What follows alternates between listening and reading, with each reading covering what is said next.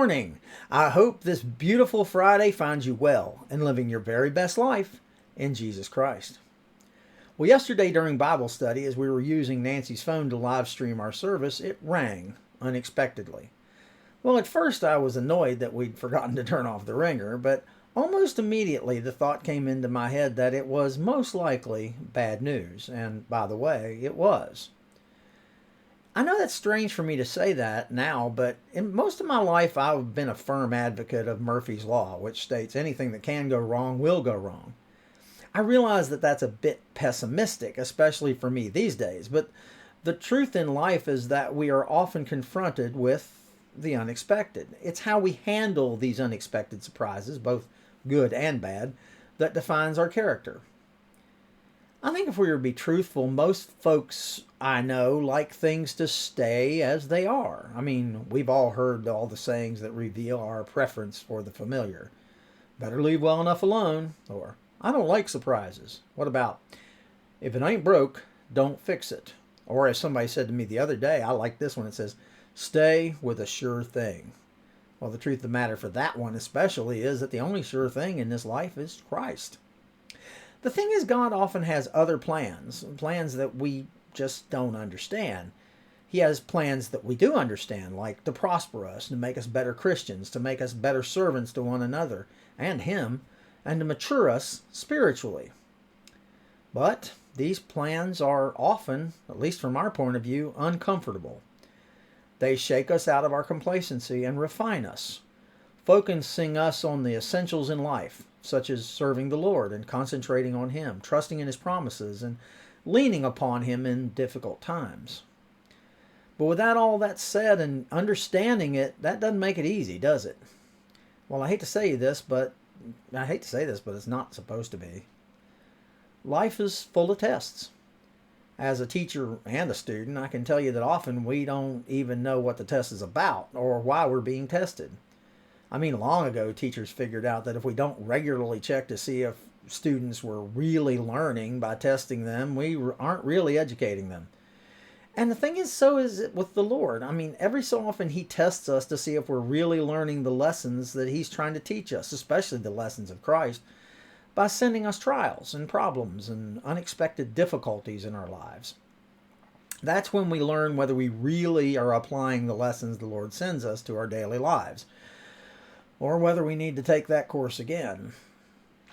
These trials are a refining fire that purifies us and it improves us. Socrates is quoted as saying, the unexamined life is not worth living, and I think the Lord would agree with that statement.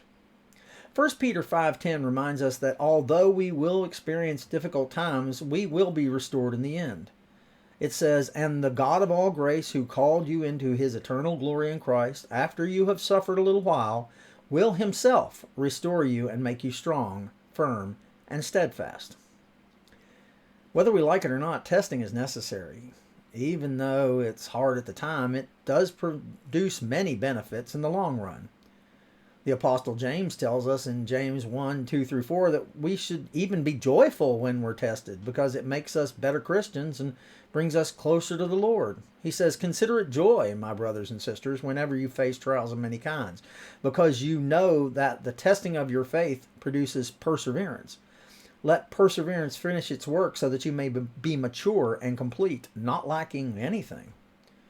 And then, of course, one of my favorites is Brother Paul, who tells us in Romans 5:3, but we also glory in our sufferings because we know that suffering produces perseverance. Perseverance, character, and character, hope. I've always been fascinated by that process. Suffering produces perseverance, perseverance produces character, and character produces hope. I've often said, sometimes very sarcastically, back in the old days, that we want to be better people, but we often don't want to make any changes to get there. The gospel truth is that too many of us want to be so comfortable and safe that we just stop learning. So the Lord sends us something to make us wake up and make changes, whether we want it or not. Like a good father, He sends us all manner of good things to encourage us and help us when we call upon Him, and He's not interested in inert, stagnant, lukewarm followers. When we are faced with challenging circumstances, we have a choice. Depend upon Him, trust in His Word, lean upon His strength, or depend solely on ourselves. Well, I don't like change any more than anybody else, but if I have to make that choice in the coming days, I know which one I'll choose. I'll choose to lean upon Him and trust Him. Or in other words, trust in the Lord with all your heart. Lean not on your own understanding. In all ways, submit to Him, and He will make your path straight. You know what? I know this may be naive for some people, but as far as I'm concerned, let the world and life send its worst. There is nothing my Father can't handle. I will pass His tests with His help, with His guidance, with His strength, and most importantly of all, with His grace. I hope you make today a terrific day. I want you to know that I'm here if you need me, and I truly love you all.